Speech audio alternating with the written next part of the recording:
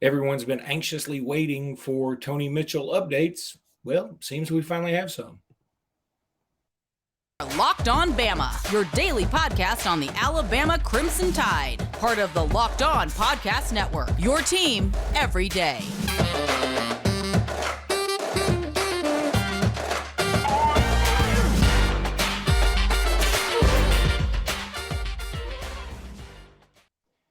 Hey, everybody. Welcome back into Locked On Bama. Luke Robinson, that's me. Jimmy Stein, that's him. Thanks for making us your first listen. You guys are greatly appreciated.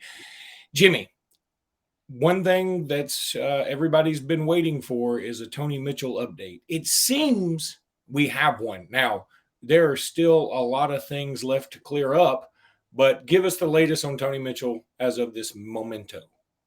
Yeah, it appears the legal situation with him is either clear or going to be cleared without a felony conviction. And we talked about here how that was why everything was on hold. People just look at the underlying charges and seeing that video and they think that Alabama's punishment or what Alabama's ultimately going to do is controlled by those things. But really, I think it was avoiding a felony conviction because that might have taken it out of football's hands and out of Nick Saban's hands, and it just makes it a university matter, at that point. But the fact is, now there is no felony conviction. There's no conviction at all. My understanding is that it's a withhold adjudication type situation in Alabama. There's a term for it that I didn't do a lot of criminal work, so I can't. But basically, it's null prost. That's it. Null prost is the term. If we only had a former lawyer on this show. Yeah, if we only had a lawyer. People used to often say that after they hired me as a lawyer, by the way. But no, I think the null prost is the criminal term. Is the term that's used in Alabama. So I'm more familiar with that. And what that basically means is because the accused has agreed to do A, B, C, and D, we're going to withhold prosecution. We're not going to prosecute the case. It's not a finding of guilt. It's not a finding of innocence. It's just the prosecutor going, we're choosing not to prosecute this case at this time because we've reached an agreement with the defendant about, and apparently the agreement is he will go on a formal probation. And those often require, I don't know the terms of Tony's, but it often requires that you report to a probation officer and that you're frequently drug tested. And you got to stay in school or work full time or whatever the terms of the probation are. Enter drug counseling, and apparently Tony's going to do that through programs the University of Alabama offers. So basically, this couldn't have worked out any better for Tony in terms of there won't be a criminal conviction on his record should he follow through with all this stuff. Now, in terms of where he stands with the football team, as of today, still suspended from the team, which means he's not going, as of now, not on the team. But it appears that he will be in school this summer at Alabama and this fall at Alabama. And I think it's reasonable to assume, with there being no conviction of a crime here, that Tony Mitchell will return to the team. That's a guess. I'm just assuming, but it seems reasonable based on the fact that there's no conviction here. If there had been a felony conviction, I don't know that there would have been the option of him returning. But we don't have that situation. So good for Tony. But, in terms of how it would affect football, Luke, there's a reason I ranked Tony. We're going to talk about my ranking soon when I rank the roster. And I've ranked the roster. Tony was the first kid we talked about. He was way back there at 89, dead last. And not simply because, hey, even if he's reinstated, it's very difficult to imagine anything other than a red shirt because he missed the spring. He's been away from football and the football team. The idea that he would play more than 4 games this fall seems a real long shot. So not changing my mind on that. I think a red shirt is really likely if he returns to the team. But hey, he can be a really good player. So let's see where he's at next spring. As we have said several times when talking about other players like Jeremiah Beeman, who just committed, redshirting isn't always bad. I mean, Quinnen Williams redshirting. So, I mean, you can redshirt. Marlon Humphrey. Humphrey redshirted. Sean Alexander redshirted. That was a different era, but yeah. But there's lots of success stories about red shirts, particularly on the offensive line, defensive line. Marlon Humphrey was a DB that redshirted. Things worked out for him pretty good. But one thing that struck me while you were talking about all that, and people love, I mean, a lot of politicians love to talk about how, the system isn't fair. It's set up for this person or that person. This is one of those situations where if you're not a star athlete, you may feel like the system is unfair, because my first thought was, if Tony Mitchell wasn't like a superstar football player, do we think he'd be cut this much slack? Because it sounds like he's getting cut slack. Now, I'm not saying what he's going through is easy. I'm also not saying I'm mad about it. I'm fine with it. I think it's fine that if you have some special talent, special ability, or if you know the right people, because of your own contacts, because you have networked, throughout your life, I think it's okay that you find ways to navigate rougher waters. But my point is, when people talk about college football and how, it's a system that takes advantage of the players, this is one of those times that college football helps out Tony Mitchell, if you ask me. I mean, I feel like if Tony Mitchell weren't a football player, if it was just Tony Mitchell, the dude who was in Florida and got busted with all that stuff, would he get it off as easy as it appears he's getting off?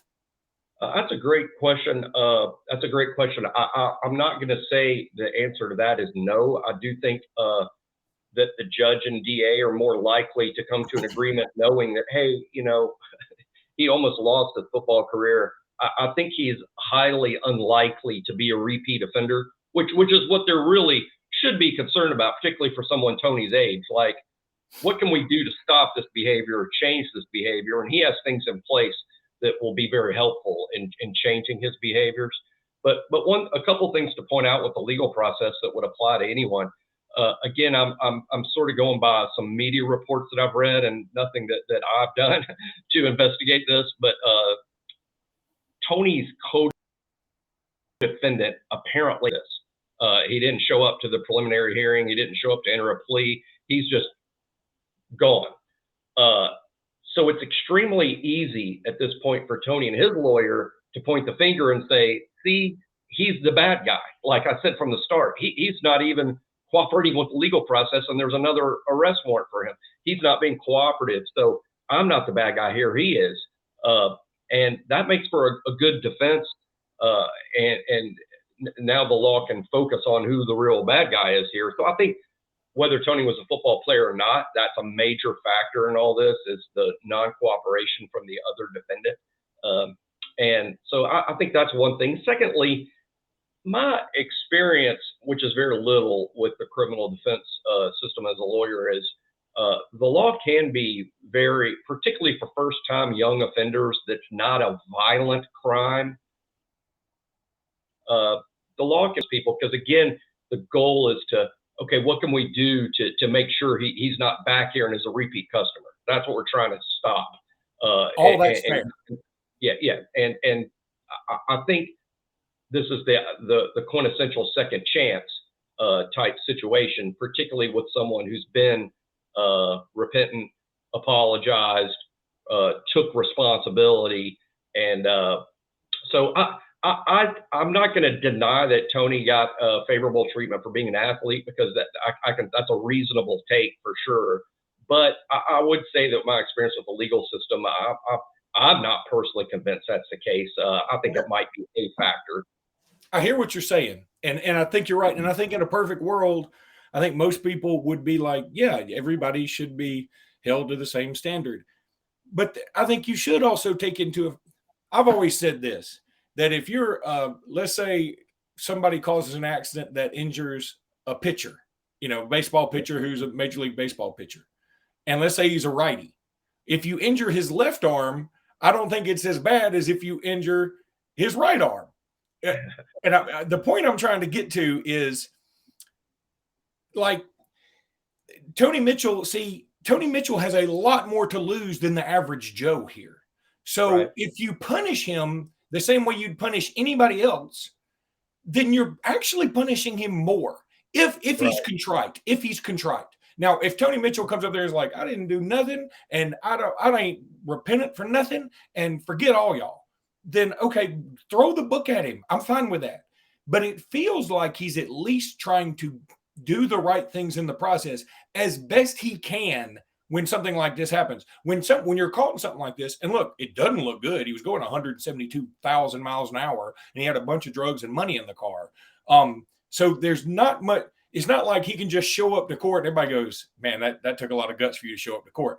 No, but especially when compared to the other guy who apparently is not showing up anywhere, then it does make it does make you want to loosen up a little bit on him. And that, again, this goes back to what I'm saying about college.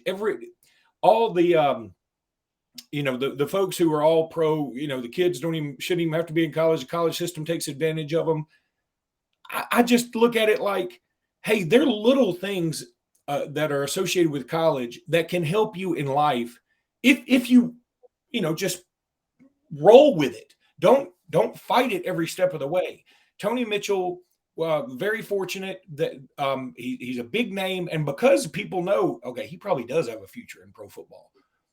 I think people will take more of a stance like, if we just punish him the regular amount, that's actually punishing him a lot more. Now, the lesson here is, Tony, the next time you're in trouble, you might not get this break, because now you know that you are under the spotlight more than their average Joe too. That spotlight is white hot.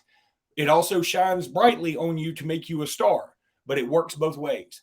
And so why you get 3 strikes? Why you get 3 strikes in baseball and a lot in life, it's why and he burned up a strike for sure. Maybe 2, especially as it relates to Alabama football. I just want to say, I don't mean to cut you off because we got to go to break, but I want to say that, I guess I'm just defending the non-financial benefits of going to college. You know what I'm saying, Jimmy? I mean, does this make? Well, Tony has things in his life that the judge and the DA would look at and say, hey, look, there are things in place here that are going to keep him on the straight and narrow. And if we throw the book at him here, the things that would keep him on the straight and narrow, they're out too. That's right. So I think it's a reasonable outcome for everyone. Thankfully, no one was hurt, which is another factor. Had he, while he drove the car that fast, been in an accident and hurt somebody, we probably wouldn't be talking about what we're talking about today. That'd be a different. And our stances would be different. And our stance, of course, because to me, it's all about who's the victim here, and did he? Was there a consequence? There really was, and I think it's probably good for him that he stared at the fact that his football career could be taken away, to say nothing of his free schooling and everything else. So hopefully, again, I hope, like so many cases, Luke, at Alabama, we've seen over the years where we get a player that gets in trouble like this one time and it never happens again, and they're a model citizen. That's an awesome story, in some ways a better story than the kid who's never been in trouble in his life, I mean, just, Jimmy Johns that we were just talking about, he's a great story and a great role model for kids who do get in trouble. America loves a redemption story, and you need the opportunity to redeem yourself. So I don't want anybody listening who's an Alabama fan or not to think Luke and Jimmy are just saying, oh, let him go and let him play. I'm all for punishing. I would almost be fine with a tacit rule about you're redshirting this year. You're just redshirting. Now, we can't say that you're redshirting because of this, but you're redshirting because of this. I would be fine with that. Now, Jimmy, I'm sorry, I got to read the Bird Dogs thing. Got to. Wearing Bird Dog again, 3rd day in a row. Love me some Bird Dogs. Let me tell you something. I am packing for the beach right now, headed to Orange Beach in just a few minutes. I have made double sure that my Bird Dog stuff that they sent me is all washed, ready to rock, because I love this stuff. It looks good. It feels good. I got 2 pairs. What did we get? 2 pairs of shorts, Jimmy, and I think I got a tumbler. Was that right? That's what I got. 2 pairs of shorts and a tumbler, and I wear them I know people think we just they're great. I mean, They're awesome. I'm going to get more. It's Yeah. just highly comfortable, very, very comfortable. Probably the most comfortable shorts I've ever had, and I'm being honest when I say that. And trust me, my daughter made me buy some Lululemon shorts. I like those too. It sounds weird me saying that. I like them. They ain't bird dogs. Bird dogs are better. Bird dogs are better. Go to birddogs.com/lockedoncollege. You will love these things. It's just a fun company too. They send all these funky emails out. They're just a fun company. They're good for dads like older people like Jimmy and me. I'm a dad for both of us. Then there's they're good for college age kids, whatever you want. We used to have college age kids listen to our podcast. They've now gotten older. I hope we still got some college dudes that do. But birddogs.com/lockedoncollege, birddogs.com/lockedoncollege. Can't wait to pack these things, wear them on the beach, get my cat call. I'm gonna get me some cat calls while I'm wearing my bird dogs. I feel pretty a cat call while wearing bird dogs. That's a lot of animals in one sentence. But anyway, birddogs.com/lockedoncollege. Go check them out. You will love these things. You also get like a free tumbler with your order. And, if you use this link, birddogs.com/lockedoncollege. And this tumbler, I've already used it a bunch. I'm not a big tumbler guy, but I put a bunch of coffee in and I was like, what? This is why people do this every day. I've never really used tumblers before. I always thought I don't want to keep up with it. I just said, I'm going to try it. I've already done it 3 days in a row. I've only had it 4 days. That's a pretty good record. I'm batting 750. That's pretty good. It doubles as a wine glass. You can also add any remnants of your meth that you're done smoking. Anyway, that birddogs.com/lockedoncollege. On the next podcast, we will continue Jimmy's countdown. Jimmy, I'm talking about scoot through this particular player. We're going to talk about Jahlil Hurley, number 70 in your countdown. We got to go quick because we do want to throw a couple other things out there in the last segment. But Jahlil Hurley, we're getting to the point. You're on number 70. We're getting to the point where some of these dudes are going to be playing. Yeah, and I'm considering Hurley a probable redshirt. In all honesty, I said the same thing about Bray Hubbard yesterday. I had Hurley a little higher. And then Alabama decided to sign Trey Amos from University of Louisiana.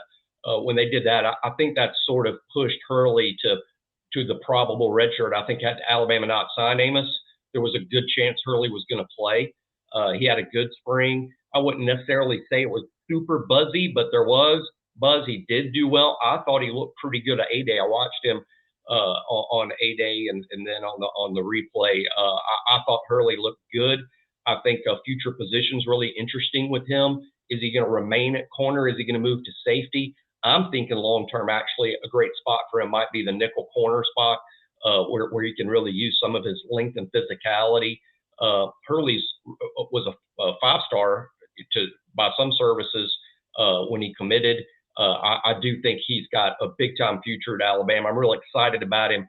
I'm guessing, though, with now Alabama's depth at the position, adding Amos, that it's a probable red shirt. But I think this is a guy that might have played this fall. That's how good he was, and again, a pretty good spring from Jahlil Hurley.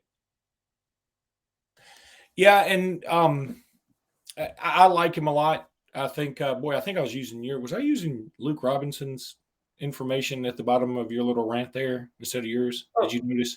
I didn't really notice. Oh, by the way, I'm trained to look directly into the camera. I do want to do something. All right, I got to do it quick. So, Jimmy, I want you to talk about. Don't give too much of a preview, but I want you to talk about who the next guy will be, number 69 on your list, because I've got to make a plea to our listeners. So you've got 15 seconds. Tell us who your next guy is. It's a whopper, and it's going to take up the whole show. I think Lonergan, who people might have ranked several spots ahead of Eli Holstein, who I considered a certain redshirt. I am calling Dylan Lonergan a probable redshirt, which is amazing considering, as we all know, in reality, right, he's the number 4 quarterback, right? You got Milroe and you got Simpson, and now you got Buckner. coming in from Notre Dame, Tyler Buckner. So Lonergan be fourth, right? I have him this high, and when I say 69, that's high. It's not really that high, but I have him higher than Holstein, higher than people might think, because I do consider Dylan Lonergan a possible long shot to be the starting quarterback this fall. I don't rule it out. So that's why he's at 69 and not back in the 80s. Jimmy, now I want to plead to all of our listeners and some potential subscribers. We are 45 subscribers away from 5,000. Won't you subscribe to our podcast and help us out a little bit? And if this Sarah McLachlan song isn't helping out, I don't know what to do. I was going to get my Morky Poo up here and just put her in my arms, but she won't come to me when my wife's here. Where's the video with the puppies at the pound? Instead of puppies at the pound, I should just Photoshop my face and your face on the puppies behind the fence. Jimmy and Luke we can't get out till we get to 5,000 subscribers. We would appreciate you. For just $75 a day, you could really help Jimmy and me out. You could really help us out of a jam. We're at the pound, and it's not looking good for us, but we do get to play with puppies. That is true. It could be worse. You know what? That ought to be the tagline for like some, hey, at least we get to play with puppies. Okay. We're going to take a break. When we come back, got a couple of little odd and end things we want to go over. And we're back. First of all, man, Jimmy, I don't like baseball that much. I just don't even watch it much. Even when it's Alabama, I will watch it, but I'm not a fan of it. Last night, I watched the Alabama-Florida game all the way to the very end. It was just riveting sports. I know Alabama lost. Hell of a game, though. Just awesome game. And just a lot of fun to watch. And, even with showing the photos of the fans doing the Gator chomp and the guy taking his shirt off afterwards, I was like, man, do your thing, because that's the kind of atmosphere I think you want at a college place. It was cool. I don't want to go into it too terribly much. We did sort of hang a pitch. I'm not even a baseball guy, and I know that on an 0-2 pitch, try not to throw it right down the barrel where somebody can slap it out of the yard. But anyway, so that was a shame. But we do play Auburn today. That can be either, for Alabama fans, as you and I have discussed multiple times, whenever Alabama plays Auburn, it's never fun for Alabama fans, and it's always more fun for Auburn fans if they win. For us, it's just relief. For them, it's fun. That's it. That's the way that works. Tight end recruiting. Georgia got another tight end commitment. I don't know what it is about Georgia and tight end recruiting, but they put an incredible emphasis on it. Now, look, everybody's going to point to that and say, see, everybody's got to, make the tight end more of a weapon. Brock Bowers is a freak of nature, and so was Washington. Those two dudes aren't coming around often. So they just so happen they have them on the same team. When Brock Bowers leaves, whoever Georgia has at tight end, and I don't care how good he is, he ain't going to be Brock Bowers. So they can get the number one tight end in the nation. That's fine. I'm sure he's great. But I'm not as worried about Alabama tight end recruiting as a lot of folks are. No, I feel the same way. They're never going to be better than they are right now, Brock Bowers. There's not going to be a better one than him. It's just, a little disappointing, I guess you could say, that Georgia is now going to sign two tight ends that Alabama wanted. Alabama, wanted these kids, and they're choosing Georgia. It's understandable, I think, based on Georgia's success at the position. So I get it. Georgia does a good job of featuring the tight end. That might be something Alabama starts doing more of under Tommy Rees. But like Luke, I'm not going to lose sleep over the fact Georgia's really good at tight end. I'm not going to lose sleep over that. Georgia being really good at quarterback, really good at offensive line, really good at pass rusher.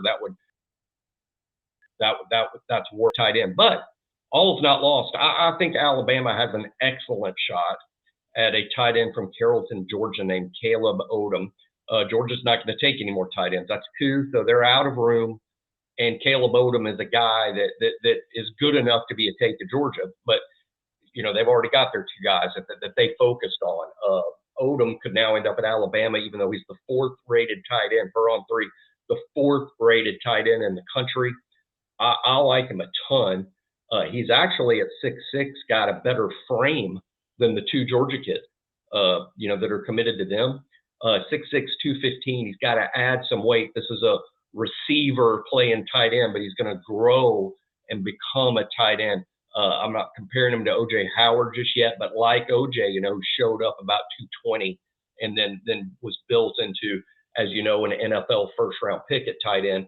Amari Black, was around this size. This guy's actually a little longer than Amari Black. So I think Caleb Odom has now become more of a critical piece for Alabama, because if you miss on Odom, the fall to the next guy might be fairly significant, to be honest. So I think Odom is more pressing, more of a need for Alabama today than he was a week ago, because now it's like, here's still an elite kid that compares very favorably to the top tight end prospects.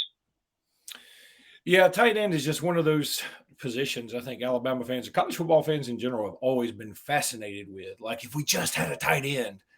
And honest to God, how many times in like a national championship season has a tight end made that big of a difference? Somebody's going to, O.J. Howard. Yeah, okay, that was one. And that was also, like, I think both of his long touchdowns were busted coverages. And then the other one was just a fantastic play. And I think that was Lane Kiffin, wasn't it? Where we sort of had him rolling out and he almost scored in that big game against Clemson. We also had Derrick Henry on that team, by the way. It wasn't like we didn't have anything else. The best tight ends in the world. I made this post yesterday on the On3 Bama board. The best tight ends in the world, when you look at them, like, who are the best tight ends alive today? It's crazy. Virtually none of them. Not one of them was a 5-star in high school. Not one of them. Of the best 10 tight ends in the NFL, 3 or 4 of them were 4-stars.